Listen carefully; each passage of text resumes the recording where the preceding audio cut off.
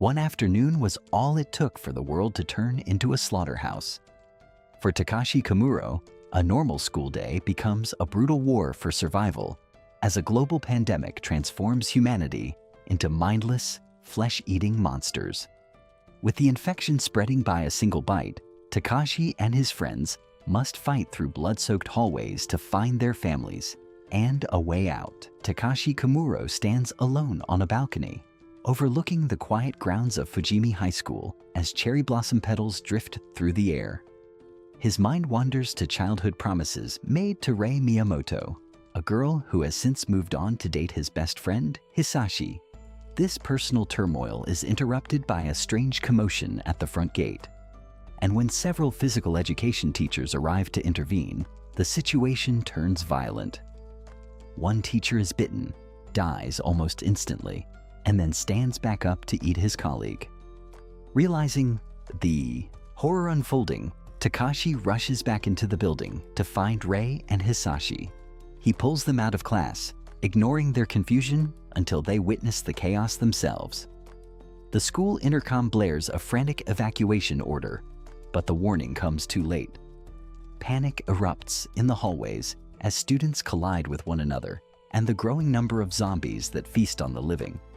Takashi, Rei, and Hisashi, in the stairwell, they encounter a transformed teacher. During the struggle to defend Rei, Hisashi is bitten on the arm. They manage to reach the rooftop and barricade the door. They see smoke rising across the city and military helicopters circling overhead, realizing the outbreak is not confined to their school. As they wait, Hisashi's condition rapidly deteriorates. His eyes cloud over, and he begins to cough up blood, the infection spreading through his veins with terrifying speed. Knowing his end is near, Hisashi asks Takashi to push him over the railing so he can die as himself, but he lacks the strength to follow through before the transformation takes hold. When Hisashi finally dies, he reanimates seconds later, lunging at Rei with a guttural snarl. Takashi is forced to act, swinging his bat with a heavy heart to crush his best friend's skull. She blames Takashi for Hisashi's death, even as the zombies begin to claw at the barricaded door behind them. Takashi prepares to head back down into the school to face the horde alone, but Rei eventually breaks down, begging him to stay. Under a darkening sky, the two survivors cling to each other, realizing that the world they knew has vanished, replaced by a brutal reality where the dead walk and the living must eliminate the monsters to survive. The chaos inside Fujimi High School intensifies as Saya Takagi and the socially awkward Kota Hirano find themselves trapped in the corridors.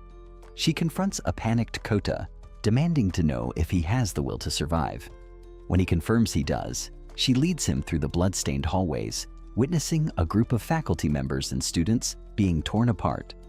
This gruesome sight confirms that the traditional social order has completely collapsed, leaving them to rely solely on their own wits. On the rooftop, Takashi Kimuro and Rei Miyamoto are still reeling from the death of Hisashi. Rei manages to use a cell phone to dial a secret emergency number for her father, a police officer. She briefly makes contact, but the conversation is chaotic. Her father mentions the entire city is in panic mode before the signal cuts out completely. In the school's infirmary, the kendo club captain, Saiko Busujima, protects the school nurse, Shizuka Marikawa.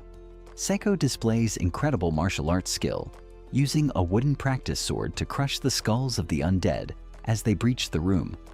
She remains calm and analytical, even when encountering a bitten student who begs for a death with honor. Saiko fulfills the request without hesitation, demonstrating a cold resolve that contrasts with the nurse's frantic behavior. At the same time, Saya and Kota reach a construction area. Saya recognizes Kota's obsession with military hardware and tasks, him with converting a gas-powered nail gun into a weapon. Kota finds his calling, stabilizing the heavy tool and systematically sniping the undead in the hallway with clinical precision. Takashi and Rei decide to move, using a fire hose to descend from the roof to a lower floor. They eventually cross paths with Saya and Kota in the hallways. The group begins to merge, sharing observations about the monsters. Saya explains her theory that the zombies are blind and react only to sound, noting how they bump into lockers, but lunged when someone screamed. They continue through the building, fighting off small groups of the dead until they encounter Seiko and Shizuka. The survivors unite and fight their way into the faculty room, which has become a graveyard of dead teachers.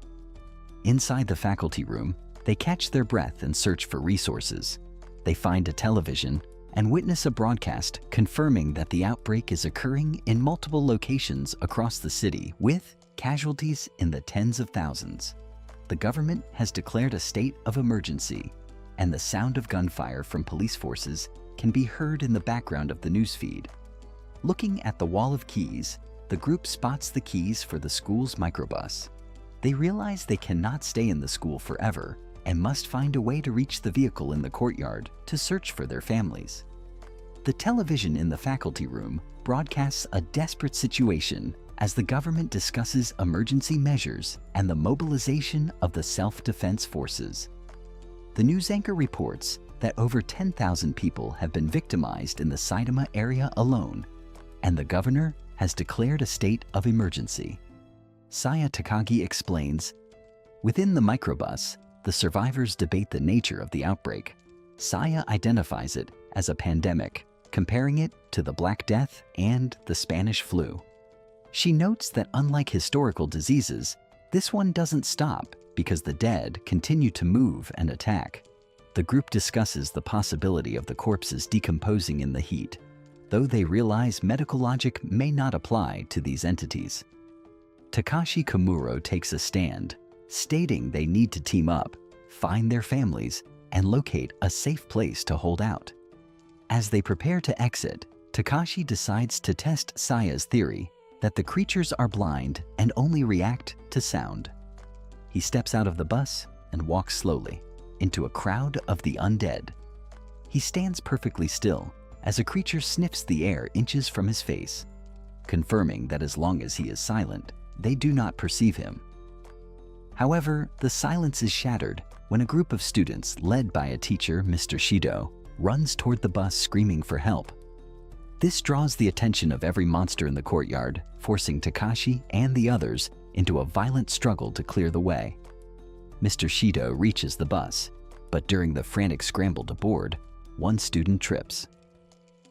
Shido, displaying a cold and manipulative nature, kicks the injured student into the path of the monsters to create a distraction for his own escape. This act of cruelty is witnessed by Rei Miyamoto, who already harbors a deep hatred for Shido due to a past incident involving her academic record. Once Shido and his followers are inside, he immediately attempts to take command of the group, arguing that a leader is necessary for survival and that his position as a teacher makes him the only qualified candidate. The tension on the bus reaches a breaking point as Rei refuses to acknowledge Shido's authority. Unable to stomach being in his presence, she demands that Shizuka Marikawa stop the bus so she can leave. Takashi, unwilling to let her go alone, follows her off the vehicle. Suddenly, a massive collision involving a fuel tanker occurs on the road, creating a wall of fire that physically separates Takashi and Rei from the bus. Stranded on the other side of the flames, Takashi shouts for the others to meet them at the East Police Station at 7 o'clock. Left with no other choice, Takashi finds a motorcycle from a fallen police officer, and he and Rei ride into the burning city together. Takashi and Rei navigate the wreckage of the city on a stolen motorcycle, weaving through gridlocked traffic and abandoned streets. They reach a bridge blocked by a massive police checkpoint where officers are using lethal force to hold back a panicked crowd of survivors. Realizing the main routes are impassable, Takashi turns the bike around to find an alternative way through the city. He pulls into a self-service gas station, but without electricity or a working card, he is forced to break into the convenience store to find a way to activate the pumps.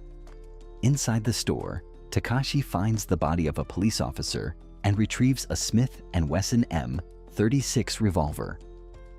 Outside, a survivor who has been hiding in the shadows, approaches Rei.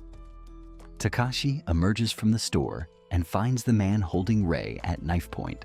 Despite never having fired a real gun, Takashi aims the revolver with cold, unwavering focus. He threatens to shoot the man, warning that a stray spark could ignite the gasoline fumes and destroy them all. Intimidated by Takashi's willingness to commit a lethal act, the man releases Rei and cowers. Takashi chooses not to waste a bullet on him, and the two quickly finish refueling. They flee the station just as a group of the undead begins to close in, drawn by the noise of the confrontation. Meanwhile, the school microbus remains trapped in a massive traffic jam near the bridge. Inside, Mr. Shido continues to manipulate the students. He identifies the most frightened individuals and offers them a twisted sense of belonging, successfully forming a cult-like following. Seiko, Saya, and Kota watch with silent contempt. Realizing that Shido is using the collapse of society, Takashi and Rei eventually find temporary refuge in a deserted, high-end apartment. While Rei washes off the blood and grime, Takashi sits in the dark, staring at the revolver. He reflects on the fact that the world ended in a single day. They settle in for the night, surrounded by the silence of a dead city, knowing they must continue their search for their parents the following morning. At Tokunosu Airport, SAT sniper Rika Minami and her spotter neutralize the undead on the runway with surgical precision, clearing the path for high-ranking officials to evacuate. Rika realizes that even an island fortress isn't safe, as the infection has already breached the perimeter through technicians and their families. While she acknowledges their ammunition is dwindling, she remains focused on the mission. Back on the school microbus, the atmosphere turns toxic under the influence of Mr. Shido. He publicly labels Takashi and Rei as unfit for his new family, solidifying his cult-like grip on the remaining survivors. Saya and Seiko watch with visible disgust, recognizing that Shido is exploiting the crisis to fulfill his own sociopathic desire for control. The tension reaches a breaking point when Seiko, Saya, and Kota decide they have seen enough. Kota, who has harbored a deep-seated hatred for Shido's bullying, finally snaps. He levels his modified nail gun at the teacher, threatening to kill him for every time he is mocked. Though Shido tries to play the victim, the group successfully breaks away from the bus. They realize they are no longer students on a field trip. Stranded near the river, the group finds that every bridge is a death trap, blocked by police barricades and thousands of the undead. Their situation looks dire until Takashi and Rei reappear on the motorcycle, performing a high-speed rescue to reunite the core group. Takashi hands over a captured Smith & Wesson revolver to Kota, who identifies it as an M37 airweight with professional expertise. With the group finally whole, they decide to abandon their vehicles and move on foot to find a defensible position. Shizuka leads the survivors to a high-end apartment building along the river, which belongs to her friend Rika. Outside the complex, they find a massive military-grade Humvee, which Shizuka identifies as her friend's vehicle. As they clear the lobby and hallways of lingering monsters, the group's dynamic shifts completely. They no longer hesitate or question the violence. Their movements become instinctive and aggressive. They finally secure the luxury apartment, barricading the world out to find a brief moment of safety amidst the city's total collapse. The group finally secures a safe zone away from the carnage of the streets, while the girls head to the bathroom for an extended bath to wash away the day's grime. Takashi and Kota focus on the mission at hand. They discover Rika's hidden stash of high-grade weaponry, and Kota immediately begins inspecting and preparing an arsenal of firearms, including the M1A Supermatch rifle and various tactical gear. He takes on the role of the group's armorer, ensuring they are better prepared for the violence to come. As the night deepens, the survivors gather around the television, watching in grim silence as society collapses in real time. News broadcasts show police blockades at bridges becoming overrun by both the undead and desperate civilians. a massive riot erupts at one checkpoint, led by a conspiracy theorist who claims the outbreak is a biological weapon manufactured by the government. The chaos escalates until the police are authorized to use deadly force against the very citizens they are supposed to protect. Seeing the world outside descend into a total meltdown confirms for the group that no official rescue is coming. After consuming alcohol from Rika's stock, Shizuka begins to aggressively tease Takashi and Kota, creating a layer of awkward tension in the room. Later, Takashi finds Rei alone and heavily drunk, and she begins to project her vulnerability onto him, pulling him close and forcing him into a state of physical entanglement. Just as Rei leans in to kiss him, the silence of the night is shattered by the frantic barking of a dog echoing from the streets below. The sound breaks the trance, and Rei alerts Takashi that the noise is coming from a nearby property. Stepping onto the balcony, Takashi is met with a horrific sight that immediately replaces the room's tension with shock. The dog's persistent barking has acted as a dinner bell for the undead, and a massive horde begins to swarm into the street, converging on the source of the noise. Takashi, Seiko, and Kota stand on the balcony, looking out over the chaos of the undead. They observe the beginning of the end, noting how the world has changed in just one day. Below them, a man named Marisato desperately bangs on a gate while holding his young daughter Alice. He begs the residents inside for help, but they refuse to open the door, fearing the noise will attract the dead. Marisato threatens to break the door if they do not help, and the residents finally decide to let him in. As the door opens and Marisato breathes a sigh of relief, a dagger runs through his heart. The residents of the house stab him and he falls to the ground. As his final moments arrive, his daughter Alice cries out, hugging her father. However, her loud cries attract a horde of zombies. Kota watches this scene unfold through his sniper scope from the balcony. Despite Seiko's earlier warning that they cannot save everyone, Kota cannot stand by as an undead begins to attack the crying girl. He fires a precise shot, killing the monster instantly. Takashi decides to act and heads downstairs to rescue Alice. Kota promises to provide cover fire, while Saiko and the others prepare to defend their position. Takashi starts his motorcycle and drives into the street. The engine noise immediately draws the undead toward him. He reaches the yard where Alice is hiding and pulls her onto the bike. However, the crowd of the zombies grows, too large for him to drive back the way he came. He finds himself pinned down in a narrow alleyway. He uses his shotgun to keep the dead at bay, telling Alice that her father was a hero who protected her. At the safe house, the rest of the group realizes they must leave immediately. The gunfire and motorcycle noise have alerted every undead in the area to their location. Shizuka gets the Humvee ready, while Saya and Rei pack the remaining supplies and ammunition. They decide the only way to save Takashi and Alice is to drive the heavy vehicle through the horde. The Humvee bursts through the estate gates. Shizuka drives aggressively, ramming through the undead that block the road. Kota leans out of the window, shooting targets to keep the path clear. They locate Takashi and Alice trapped against a wall. Shizuka swerves the Humvee to create a shield between them and the dead. Takashi and Alice, along with a small dog they found, leap into the vehicle. With the whole group together, Shizuka floors the gas and breaks through the final cluster of the undead. They drive away from the residential area and head toward the bridge to cross the river. The group sits in silence, knowing that while they survived the day, they still have to find their families in a collapsing world. On board Air Force One, the President of the United States and his advisors face a nightmare scenario. Most of the leadership has been bitten, including the President himself. As the infection spreads through the cabin, the President is urged to activate the TRIP-6 Delta Protocol,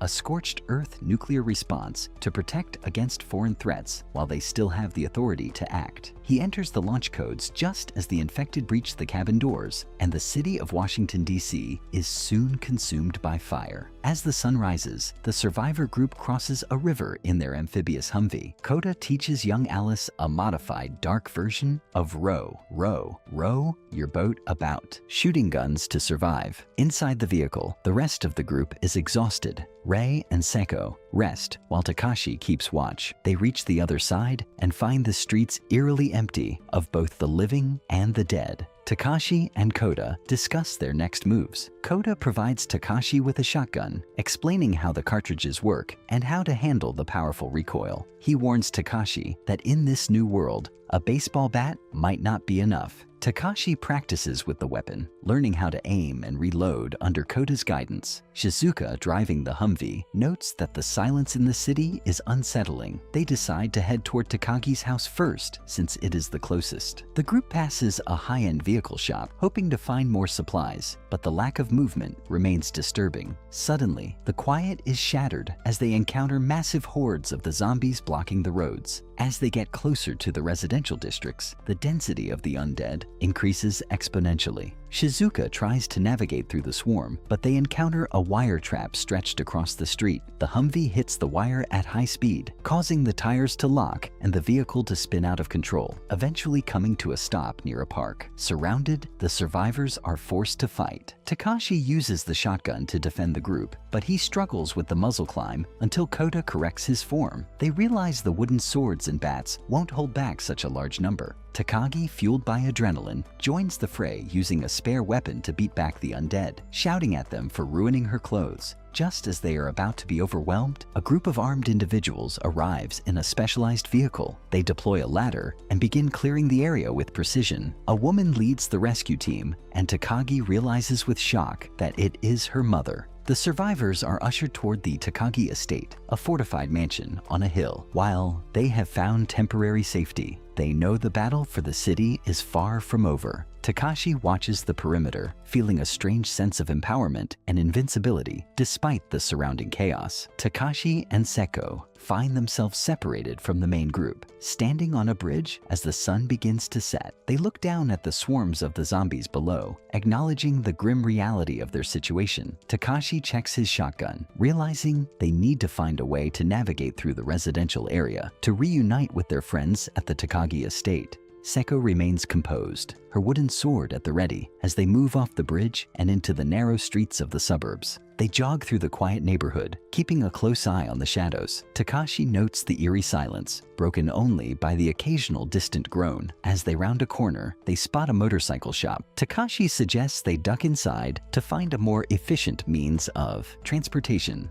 Inside the shop, rows of pristine bikes sit untouched by the chaos outside. Seko watches the door while Takashi searches for keys or a vehicle that is ready to go. He finds an amphibious all-terrain vehicle, an Argo 8x8, which would allow them to bypass roadblocks and even travel across the river if necessary. While Takashi prepares the vehicle, the two share a brief moment of respite. Takashi admits he is worried about the others, but Seko reassures him of their comrade's competence. She observes Takashi's growth as a leader, noting how he has adapted to this new world. Takashi brushes off the praise, focusing on the task at hand. He successfully starts the engine, the roar echoing slightly in the confined space. They quickly load what supplies they can find into the back of the Argo. Takashi steers the 8-wheeled vehicle out of the shop and onto the street. The Argo's thick tires handle the pavement and curbs with ease. As they drive toward the riverbanks, they encounter small clusters of the undead. Takashi maneuvers around them when possible, but Seko uses her reach from the passenger seat to strike down any that get too close to the vehicle's open sides. They reach a steep, grassy embankment leading down to the river. Takashi doesn't hesitate, driving the Argo straight down the slope. The vehicle splashes into the water, its deep-treaded tires acting as paddles to propel them forward. From the middle of the river, they have a clear view of the city's skyline, marked by plumes of smoke rising from various districts. Seko stands up in the moving craft, scanning the far shore for a safe place to land. They cross the water steadily, avoiding the congested and dangerous bridges. On the other side, Takashi drives the Argo back onto dry land, navigating through a park. They are now much closer to their destination, but the sun has nearly disappeared, leaving them to navigate the final stretch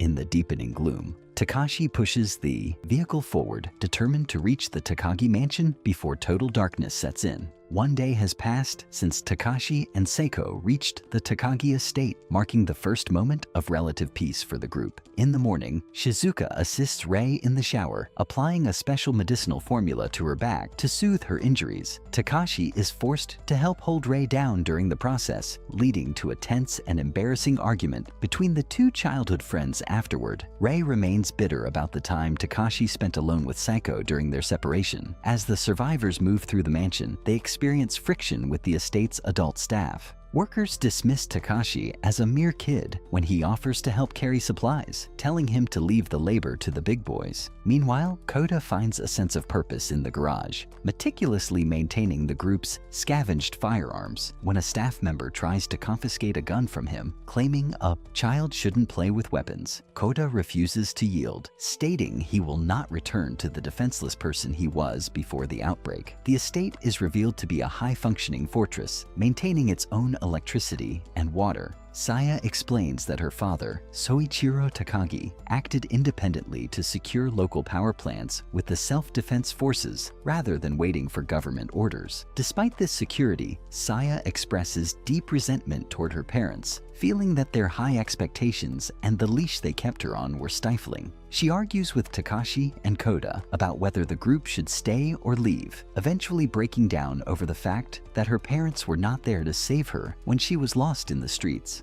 Soichiro Takagi makes a public address to his followers, reinforcing a brutal new social order. To demonstrate his resolve, he executes a former associate who was bitten during a rescue mission, declaring that anyone who lacks the will to kill, even their own family, cannot survive. They then find out that a spy from Shido's bus has infiltrated the estate, reporting back to the corrupt teacher as he watches the mansion from a distance. Shido addresses his followers, preaching that they are angels destined to inherit a new world cleansed of sin, while a student outside desperately begs to be let in. Inside the Takagi mansion, a heated debate breaks out among the adult survivors. Some refuse to believe the dead are truly rising, dismissing it as a government-staged pandemic or a simple disease. Saya shuts down their arguments, calling out their incompetence and denial of reality. Kota and Saya discuss the psychological tendency of people to ignore what they don't want to see to avoid admitting their own mistakes. Seiko is summoned by Soichiro Takagi, who presents her with an extremely rare Meiji-era double-edged sword, the Murata blade. He acknowledges her skill as a master sword user, but notes that Takashi still seems to be hesitating, which makes him unfit for leadership in this new world. Meanwhile, Rei and Takashi have a private conversation where Rei admits she made a mistake by hurting him in the past and confesses her love. Takashi remains conflicted, unsure if she is being honest or if he should even respond to her feelings. The tension at the estate peaks when Shido's bus arrives at the gates, seeking refuge. Rei confronts Shido, leveling her spear at him as she recalls how he intentionally sabotaged her grades to spite her father, a police officer investigating Shido's corrupt family. Soichiro gives Rei the choice to eliminate Shido, but after a tense standoff, she decides he isn't even worth the effort of murder. Shido and his group are cast out of the estate. The situation turns global as military forces receive Code 6666 Delta, a doomsday order. On board a submarine, the captain confirms that Air Force One has authorized a nuclear strike. High altitude, nuclear explosions occur over major regions, including Japan, the US, and Russia, triggering an electromagnetic pulse meant to disable electronics and potentially halt the pandemic. As electronics fail and the sky burns, the survivors realize the world has officially entered Armageddon. Military forces launch nuclear missiles to intercept incoming warheads, but several detonate in the upper atmosphere. The resulting electromagnetic pulse instantly disables all unshielded electronic devices. Planes fall from the sky, cell phones go dead, and cars with electronic ignitions stall in the middle of the streets. At the Takagi estate, Shizuka's attempt to call her friend in the special assault team is cut off as the network collapses. Takagi explains the science of the EMP to the group, noting that only a small portion of government and self-defense technology is shielded against such an attack. The estate's security system fails, and the noise from the chaos draws a massive horde of the dead toward the perimeter. Soichiro Takagi orders the gates closed, even though many of his men remain outside, to prevent the mansion from being immediately overrun. Inside the compound, Yuriko Takagi gives Saya a Luger P08 and reveals she is a proficient shooter from her time on Wall Street. She instructs Hirano to watch over her daughter. As the undead breach the inner gardens, Soichiro realizes the estate is lost. He commands his followers to break through to the next district, choosing to stay behind with Yuriko to create a diversion. He tells Saya that she must now be strong and follow her big brothers and sisters to survive. The students locate a specialized copper-plated vehicle that is shielded against EMP. While the estate staff uses dynamite to clear a path, the group prepares for their escape. One of the Takagi retainers stays behind to help start the vehicle, sacrificing himself so the students can get away. Takashi drives the group out of the burning estate, leaving Saya's parents behind to fight the advancing horde. As they drive onto the highway, the group looks out at a city plunged into total darkness. Takashi reflects on the fact that life continues even among the dead, and the group resolves to keep moving forward to find Rei's and Takashi's parents. As the world plunges into an era of silence and steel, the survivors move forward with a single goal: survival. The question is whether they will survive or succumb to the darkness of this new world. And that's all from our side. What do you think is going to happen next? Drop your thoughts in the comments below. For more anime recaps and breakdowns, make sure to like this video and subscribe to the channel.